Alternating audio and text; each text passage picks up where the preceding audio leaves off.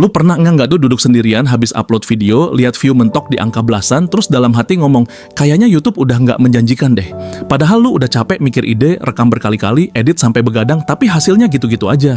Pelan-pelan yang lu salahin bukan lagi konten lu, tapi platformnya. Algoritma dibilang nggak adil, pasar dibilang jenuh, yang besar makin besar, yang kecil makin tenggelam. Dan tanpa sadar, keyakinan itu mulai ngerusak mental lu sebagai kreator.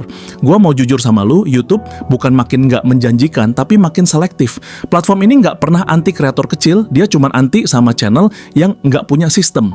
Gua udah ngebuktiin sendiri, bukan cuma di channel ini, tapi di channel lain yang gua bangun dari nol tanpa nama besar dan tanpa tim. Bukan soal hoki, bukan soal algoritma berubah, tapi soal cara main yang kebanyakan orang salah dari awal. Dan kesalahan itu seringnya nggak kelihatan, tapi pelan-pelan menghancurkan pondasi channel. Di video ini, gua bakal bongkar 5 kesalahan yang diam-diam bikin channel lu stagnan dan bikin lu merasa YouTube udah nggak ada masa depan.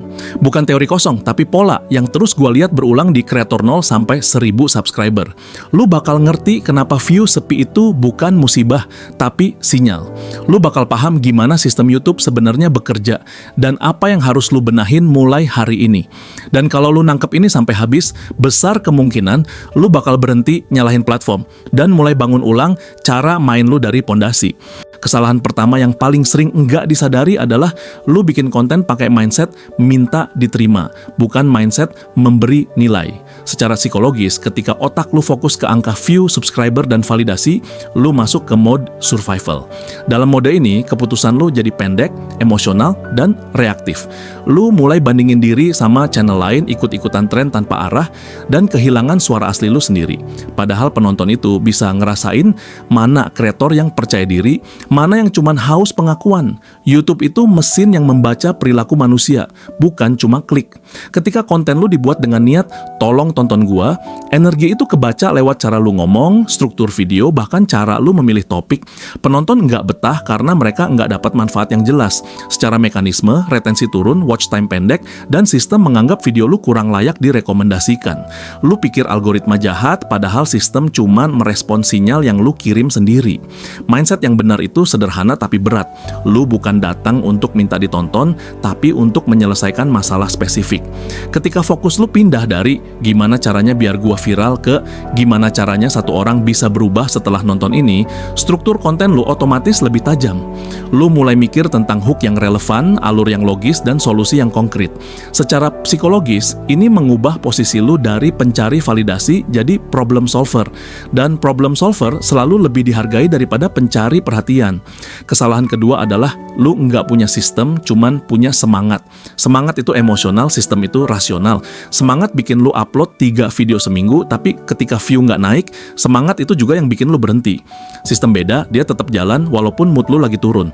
Sistem berarti lu tahu kenapa bikin topik itu, siapa targetnya, dan apa tujuan strategisnya untuk channel lu dalam jangka panjang.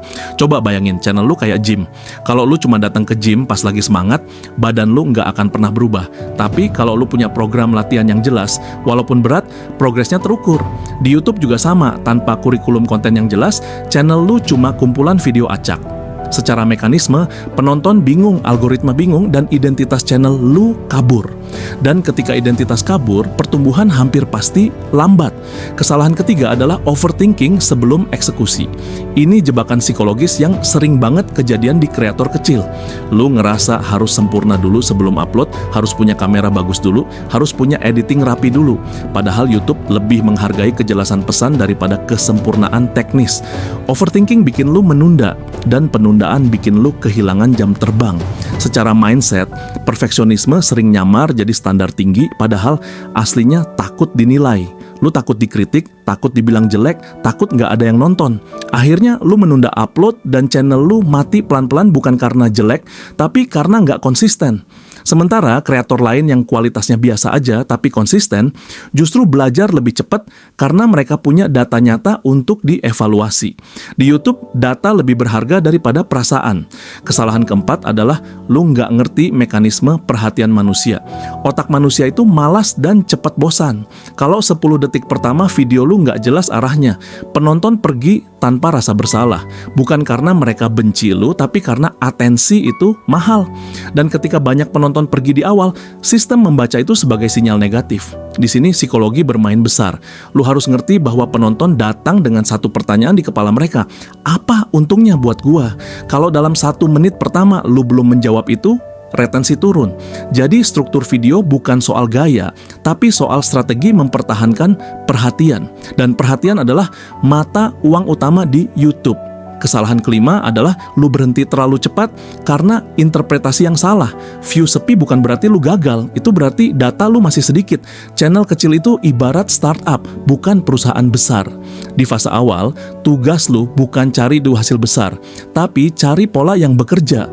Kalau setiap video lu jadikan eksperimen terukur, maka bahkan video yang sepi pun punya nilai.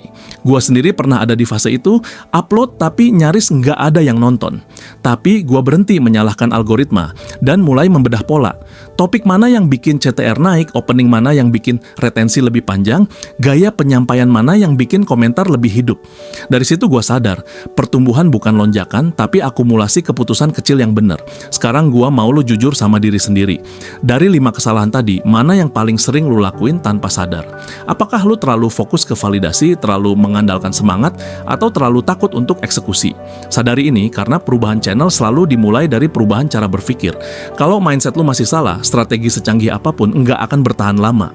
Sekarang kita masuk ke praktik, karena mindset tanpa eksekusi cuma jadi motivasi sementara.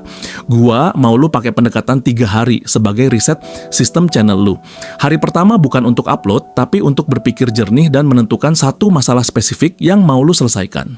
Secara psikologis, ketika target lu jelas dan sempit, otak lebih fokus dan nggak terdistraksi. Lu berhenti jadi kreator yang ngomong ke semua orang dan mulai jadi kreator yang bicara ke satu tipe penonton yang jelas. Hari kedua fokus ke produksi sederhana tapi terstruktur. Jangan pikirin kamera mahal atau editing ribet, pikirkan kejelasan pesan dan alur. Buka dengan masalah yang spesifik, jelaskan dampaknya, lalu beri solusi konkret. Otak manusia suka struktur sebab akibat, karena itu bikin mereka merasa aman dan paham. Ketika penonton merasa paham, retensi naik bukan karena trik, tapi karena kejelasan. Hari ketiga adalah hari evaluasi, dan ini yang paling sering dilewati kreator pemula. Lu buka analytics dan lihat 2 hal saja, CTR dan durasi tonton rata-rata.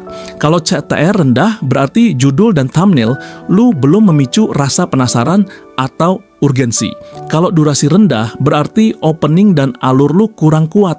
Jangan baper, jangan menyimpulkan gua nggak berbakat, simpulkan sinyalnya belum tepat. Sekarang soal meningkatkan kualitas tanpa biaya besar. Kualitas pertama di YouTube bukan visual, tapi kejelasan berpikir. Lu bisa pakai HP biasa, tapi kalau skrip lu terstruktur dan pesan lu tajam, penonton tetap bertahan. Secara psikologi, manusia lebih menghargai solusi nyata daripada estetika kosong. Upgrade pertama yang harus lu lakukan bukan kamera, tapi cara lu menyusun ide. Untuk konsistensi beberapa hari pertama, jangan pasang target muluk seperti upload setiap hari. Targetkan ritme yang realistis, misalnya 2 video seminggu dengan topik yang saling nyambung. Ketika otak melihat progres kecil tapi konsisten, dopamin naik secara sehat. Itu bikin lu ketagihan proses, bukan ketagihan validasi. Dan kreator yang jatuh cinta pada proses jarang berhenti di tengah jalan. Sekarang kita bahas musuh utama, malas dan overthinking. Malas sering muncul bukan karena lu nggak niat, tapi karena tugas terasa terlalu besar. Pecah jadi langkah kecil, misalnya hari ini cuman riset 30 menit dan bikin outline. Ketika langkah kecil selesai, otak merasa menang dan lebih mudah lanjut. Overthinking juga turun ketika aksi lebih cepat daripada keraguan. Drop view juga harus lu lihat dengan perspektif benar. Jangan langsung mengaitkan drop view dengan harga diri lu. Video turun bukan berarti lu turun, itu cuman eksperimen yang belum optimal. Secara mental, pisahkan identitas lu dari performa video. Lu adalah pembuat sistem, bukan korban angka. Kalau lu jalankan pola ini konsisten selama beberapa minggu, perubahan pasti terasa. Identitas channel lu makin jelas karena topiknya fokus. Skill komunikasi lu naik karena sering latihan dan evaluasi. Mental lu lebih kuat karena terbiasa melihat data tanpa drama. Dan ketika sistem sudah rapi, pertumbuhan bukan lagi harapan, tapi konsekuensi logis. Sekarang tarik napas sebentar dan bayangin diri lu 3 bulan ke depan. Bukan yang viral, tapi yang disiplin menjalankan sistem kecil ini. Bayangin analytics mulai stabil, komentar mulai relevan, dan lu nggak lagi panik tiap lihat angka. Semua itu bukan hasil keajaiban, tapi hasil keputusan kecil yang lu ambil hari ini. Pertanyaannya cuma satu, lu mau tetap jadi kreator yang reaktif atau mulai jadi kreator yang punya kendali? Sekarang gua mau lu pahami kenapa sistem yang tadi gua jelasin itu dijamin bekerja secara logis, bukan sekadar motivasi. YouTube pada dasarnya cuma membaca 2 hal. Apakah orang tertarik untuk klik dan apakah mereka betah untuk tinggal. Itu saja. Semua fitur, semua update, semua perubahan algoritma tetap berputar di 2 sumbu itu. Jadi, ketika lu memperbaiki judul, struktur, dan fokus masalah, sebenarnya lu sedang mengoptimalkan psikologi manusia, bukan sedang menaklukkan algoritma. Banyak orang bilang, sekarang saingan banyak jadi susah naik. Itu setengah benar, tapi menyesatkan. Saingan memang banyak, tapi perhatian manusia tetap terbatas. Artinya, yang menang bukan yang paling lama main, tapi yang paling jelas pesannya. Secara psikologi kognitif, otak manusia selalu memilih informasi yang paling mudah dipahami dan paling relevan dengan masalahnya saat itu.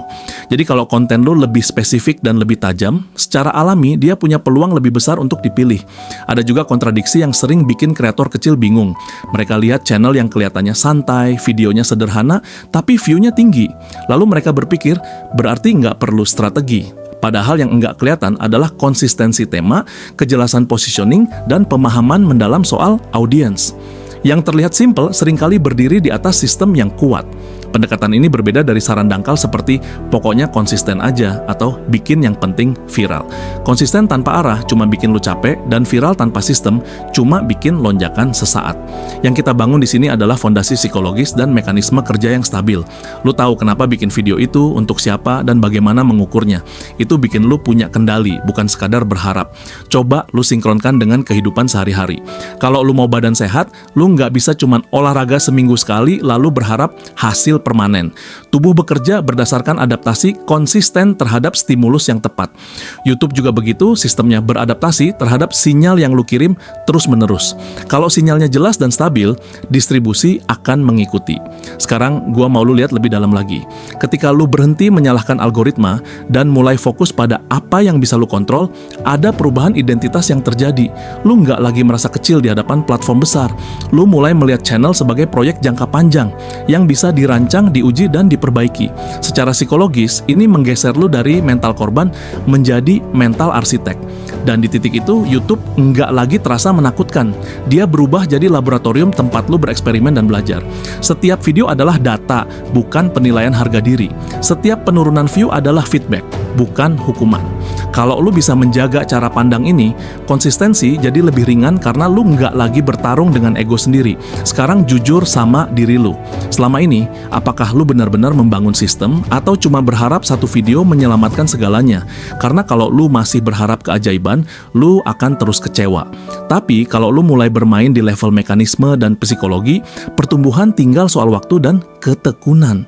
Dan di titik itu pertanyaannya bukan lagi YouTube masih menjanjikan atau tidak, tapi seberapa serius lu membangun pondasinya.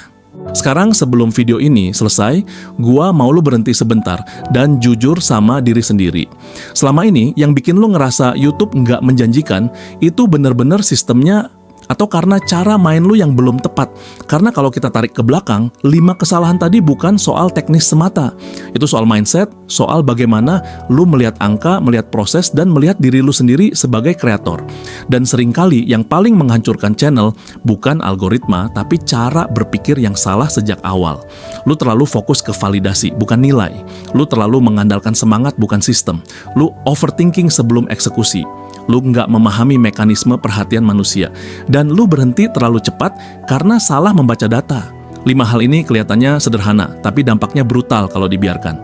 Pelan-pelan channel stagnan, mental drop, lalu muncul kesimpulan klasik. YouTube udah nggak kayak dulu. Padahal faktanya sederhana dan mungkin agak menampar. YouTube tidak pernah menjanjikan untuk yang asal upload. Dia menjanjikan peluang untuk yang mau belajar membaca sistem dan konsisten memperbaiki sinyalnya. Platform ini netral, dia cuma merespon perilaku. Ketika perilaku lu berubah, hasil juga ikut berubah.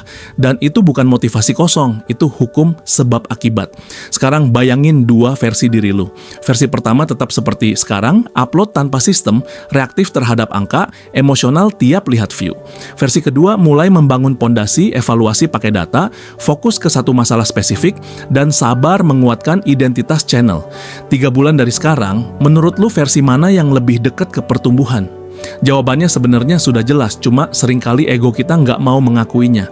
Pertumbuhan channel bukan soal keberuntungan, bukan soal siapa yang lebih dulu, dan bukan soal algoritma berpihak atau tidak. Ini soal siapa yang paling konsisten menjalankan sistem yang benar. Ketika mindset lu rapi, strategi lu jelas, dan eksekusi lu stabil, hasil itu bukan kemungkinan lagi, tapi konsekuensi. Dan kalau hari ini lu berhenti menyalahkan keadaan, lalu mulai memperbaiki cara main, maka perubahan sudah dimulai bahkan sebelum view lu naik. Jadi sekarang keputusan ada di tangan lu. Lu mau terus percaya bahwa YouTube sudah tidak menjanjikan atau mau mengakui bahwa selama ini pondasi lu yang belum kuat? Tulis di kolom komentar satu kesalahan yang paling ngena buat lu hari ini dan mulai perbaiki dari situ. Karena di dunia ini yang bikin channel besar bukan keberuntungan, tapi kreator yang cukup dewasa untuk membenahi dirinya sendiri sebelum menuntut hasil besar.